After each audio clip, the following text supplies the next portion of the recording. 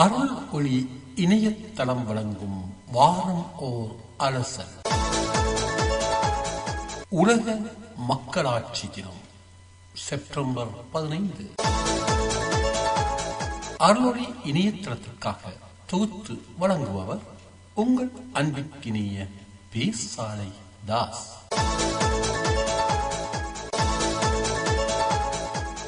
வாரம் ஓர் அலசல் செப்டம்பர் 15 உலக மக்களாட்சி தினம். ஒவ்வொரு ஆண்டும் செப்டம்பர் 15ஆம் நாளை மக்களாட்சி தினமாக ஐக்கிய நாடுகளவை 2007 அறிவித்தது.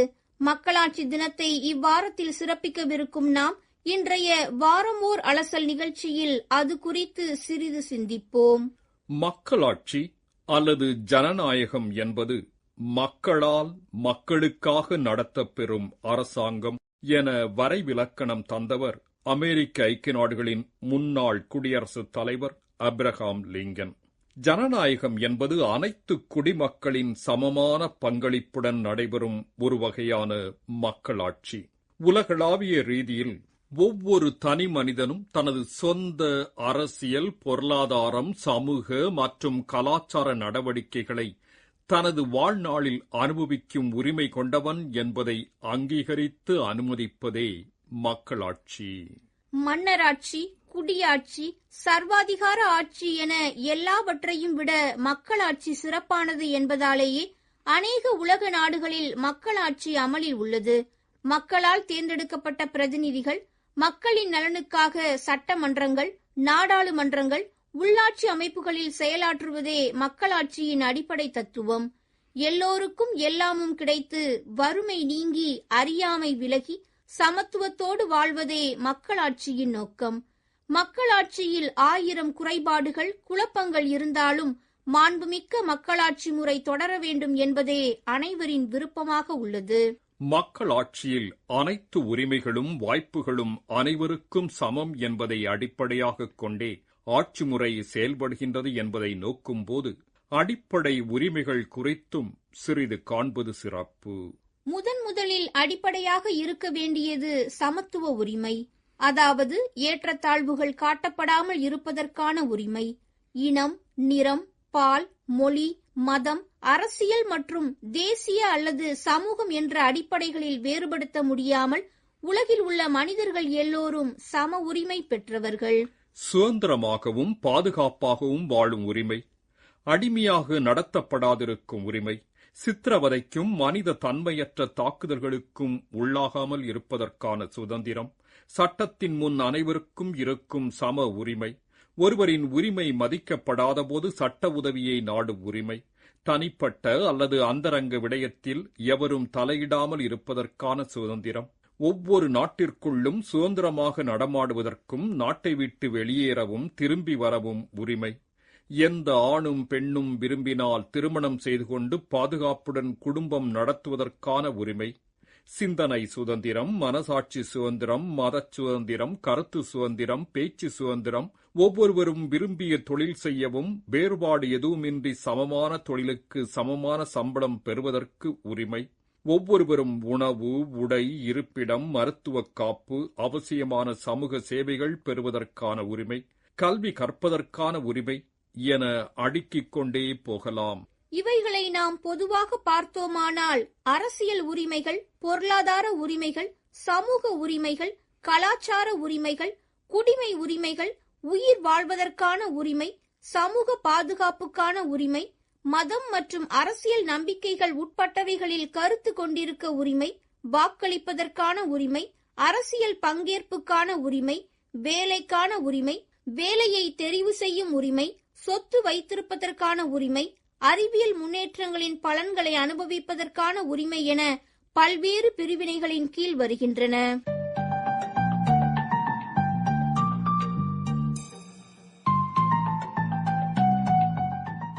இந்த உரிமைகள் எல்லாம் எங்கிருந்து நமக்கு கிடைக்கின்றன என கொஞ்சம் ஆழமாக உற்று நோக்கினோம் என்றால் மக்களாட்சியின் அடிப்படை வேர்களை புரிந்து கொள்ள முடியும். ஆம், சமத்துவமும் சுதந்திரமும் மக்களாட்சியின் 2 முக்கிய அடிப்படை தத்துவங்களாக உள்ளன. மக்களாட்சி தத்துவத்தின்படி சட்டத்தின் முன் எல்லோரும் சமமானவர்கள். அதேவேளை சுதந்திரம் என்பது ஒரு மனிதனின் சுய முன்னேற்றத்திற்கு அவசியமானது.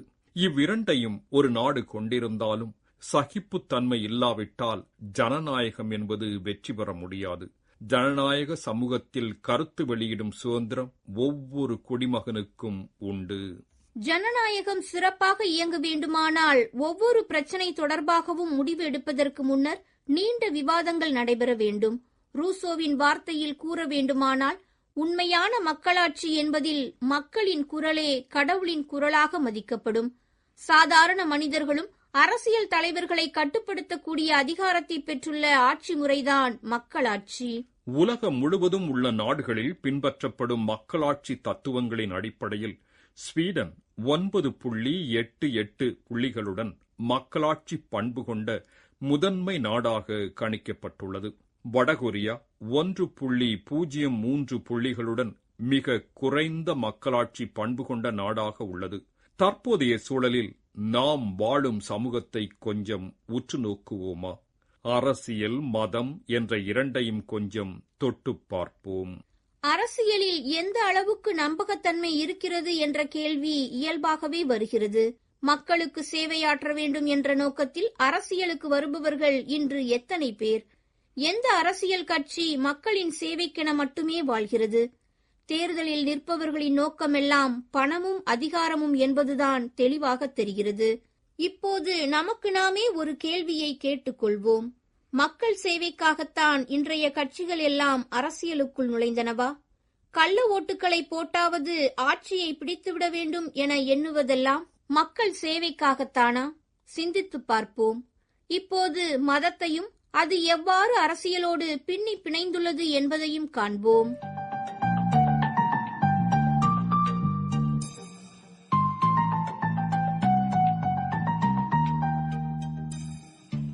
விரும்பிய மதத்தை பின்பற்றவும், பிரச்சாரம் செய்யவும், போதிக்கவும் குடிகளுக்கு சுதந்திரம் உண்டு என இந்திய அரசியலமைப்பு உரைக்கின்றது. இவ்விடயங்கள் ஒரு மக்களாட்சி நாட்டில் உறுதிப்படுத்தப்பட்டிருத்தல் வேண்டும். ஆனால் நவீன யுகத்தில் பெரும்பாலான நாடுகளில் இவை எழுத்தளவிலும் மேடை பேச்சளவிலும் மாத்திரமே உறுதிப்படுத்தப்பட்டிருப்பதை காண முடிகின்றது.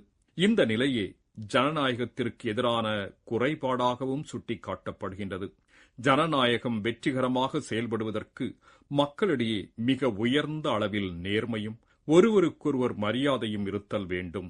மக்கள் தங்களுக்காக மட்டுமல்ல மற்றவர்களுக்காகவும் நீதியை நிலைநாட்ட முன்வர வேண்டும். சட்டத்திற்கு முன் அனைவரும் சமமானவராக கருதப்படல் வேண்டும். பெரும்பாலானோரின் கருத்துக்களை ஏற்பதோடு சிறுபான்மையினரின் உரிமைகளுக்கு மதிப்பளிக்கவும் வேண்டும். நாட்டு மக்களிடையே ஒற்றுமை நிலவுதல் அவசியமெனில் ஒருவரின் மத உணர்வுகளை மற்றவர் மதிக்க கற்றுக்கொள்ள வேண்டும். ஆனால் இன்றைய சமூகத்தில் நடப்பது என்ன? கிறிஸ்தவம் வெளிநாட்டு மதம், இயேசு வெளிநாட்டு கடவுள், இந்தியாவின் பாரம்பரியங்களையும் நாகரிகத்தையும் இவர்கள் அழித்து விட்டார்கள் என்று கூக்குரலிடுபவர்களின் எண்ணிக்கை அதிகரித்து வருகிறது. பழமையும் நாகரிகமும் மனிதனை ஏற்றத்தாழ்வுடன் வைத்திருப்பது குறித்தும் 2 விழுக்காட்டு மக்களுக்காக 98 விழுக்காட்டினர் நசுக்கப்பட்டது குறித்தும் கேள்வி கேட்டு மாற்றத்தை கொண்டுவர விரும்பியது கிறிஸ்தவம் செய்த தவறா? மாட்டிற்கு கொடுத்த மரியாதையில் 1 விழுக்காடு கூட மனிதனுக்கு கொடுக்காமலும், நாய்க்கு வீட்டிற்குள் அனுமதி உண்டு, மனிதனுக்கோ தாங்கள் இருக்கும் தெருவில் நடக்கக்கூட அனுமதி இல்லை எனவும், பள்ளியும் படிப்பும் கூட சிலருக்கு மட்டுமே என்பதுமாக இருந்த நாகரிகத்தை மாற்ற கல்வி வழி போராடியது தவறா? ஜாதி ரீதியாக பிரித்து அடிமைப்படுத்தி சம உரிமை மறுக்கப்பட்டு இருந்த மனிதனுக்குள் சம உரிமையையும் சமத்துவத்தையும் ஏற்படுத்தி சுதந்திரத்திற்கும் மக்கள் ஆட்சிக்கும் வித்திட்ட தன்னலமில்லா உண்மை கிறிஸ்தவ மறைபோதகர்கள் பாரம்பரியங்களை அழிக்க வந்தவர்கள்தானா? மனசாட்சியை தொட்டுச் சொல்வோம். வெளிநாட்டிலிருந்து வந்த அன்னை தெரேசா அவர்கள் செய்த சேவையை என்றும் நம்மால் மறக்க இயலாது, மறுக்கவும் இயலாது. உடல்நலம் பேணுதல் வழியாக ஏழை மக்களுக்காக தம்மை அர்ப்பணித்துக் கொண்ட இவர் மதமாற்றம் குறித்த விவாதங்களிலிருந்து விலகியே நின்றார். உங்களை நல்ல இந்துவாக, நல்ல கிறிஸ்தவராக, நல்ல முஸ்லீமாக மாற்றம் செய்கிறேன் என்று கூறித்தானே அவரின் சமூக பணிகள் தொடர்ந்தன. ஆனால் அதை கூட இன்று திரித்துக் கூற முயல்கின்றனர் சிலர். அரசியலையும் மதத்தையும் கலப்பதை தவிர்ப்போம். இந்திய அரசியலமைப்பை தாங்கி நிற்கும் 4 அடித்தளங்களாக மதச்சார்பற்ற மக்களாட்சி, பொருளாதார இறையாண்மை, கூட்டாட்சி மற்றும் சமூக நீதி ஆகியவை அமைந்துள்ளன. மதச்சார்பற்ற மக்களாட்சி என்ற அம்சம் இன்று கடைபிடிக்கப்படுகின்றதா, மதிக்கப்படுகின்றதா? மதச்சார்பின்மை என்பது மதவழி சிறுபான்மையினரின் பிரச்சினை மட்டுமல்ல, அது இந்திய நாட்டின் மக்களாட்சி கட்டமைப்பின் பிரிக்க முடியாத அங்கமாகும் என்பதை உணர்வோம். இறுதியாக ஒன்றை கூறி நிறைவு செய்கிறோம். மக்களாட்சியின் அடிப்படை கூறுகளை, தத்துவங்களை நிலைநாட்ட, காப்பாற்ற நாம் ஒவ்வொருவரும் அர்ப்பணிப்புடன் கடுமையாக உழைக்க வேண்டியுள்ளது. ஏனெனில் அது தாய்நாட்டிற்கு செய்யும் கடமை. தானாய் வளர்வதில்லை நற்பயிர். பயிர் வளர நாம் விதைக்க வேண்டும், உழைக்க வேண்டும். பதர் விளைய விதைக்க தேவையில்லை. கடவுளே கடவுளே, கருணையால் எமை காப்பவரே,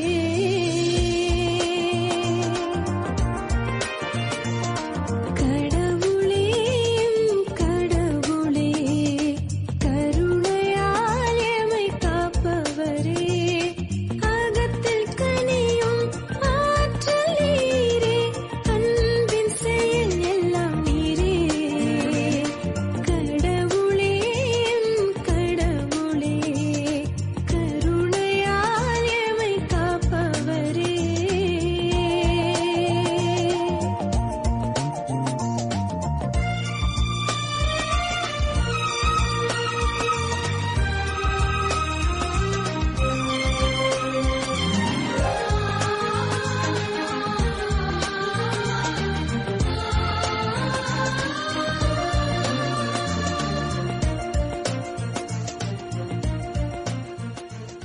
நீரெங்கள் வழியும் விழியும், நீரெங்கள் ஒளியும் மொழியும், நீரெங்கள் வரவும் வளமும் வாழ்வும். செப்டம்பர் 15 சிறப்பிக்கப்படும் உலக மக்களாட்சி தினம் குறித்த வாரம் ஓர் அலசல் நிகழ்ச்சியை இன்று உங்களுக்கு வழங்கியது வத்திக்கான் வானொலி.